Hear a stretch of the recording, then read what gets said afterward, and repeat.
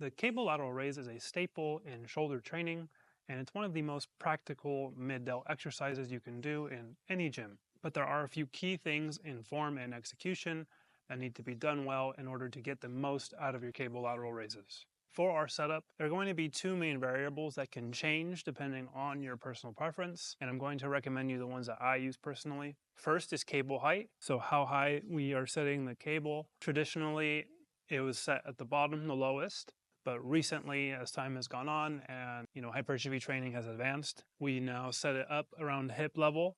I like to have mine a little below hip level personally. Feels better that way than higher up. And the second thing, it would be your attachments. Traditionally, we use a D handle for cable lateral raises, but again, as time has gone on, we have started using a cuff, or a wrist cuff you could call it, for our cable lateral raises. If you prefer the D handle, you can still use it, no problem with it at all. I just personally have moved on to the cuff as it feels a lot better, and you don't have to rely on your grip strength when you're performing your cable laterals.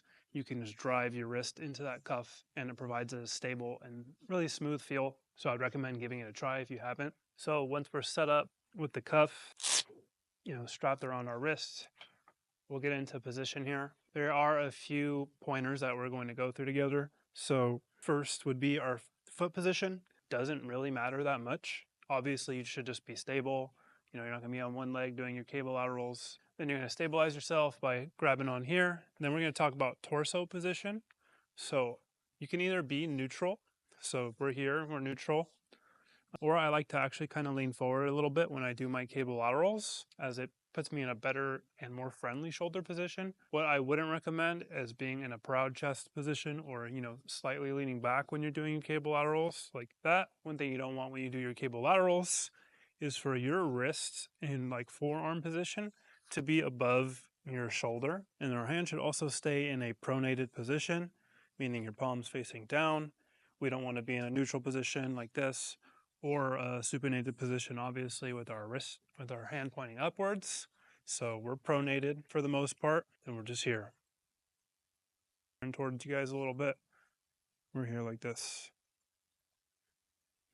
Okay. All right, so let's go from start to finish. Cable set up where we want it. We're gonna give the cuff on our wrist nice and tight. We're right here, starting position by our hips. Feet underneath us, nice and stable. We're grabbing the rack, we're nice and stable as well. I'm leaning forward a little bit out of personal preference. We're here. Drive, control the eccentric. Only thing I didn't mention earlier is when we come back from our rep, so we're here, you can either stop right here by your side, by your hip, or you can let the weight drag your arm across and get a little bit more of a stretch in your shoulder. Completely up to you. I like the feel of the stretch across the body, so I do that. But I'm not going to argue if it's necessary or not. So we're here. A few more for reps.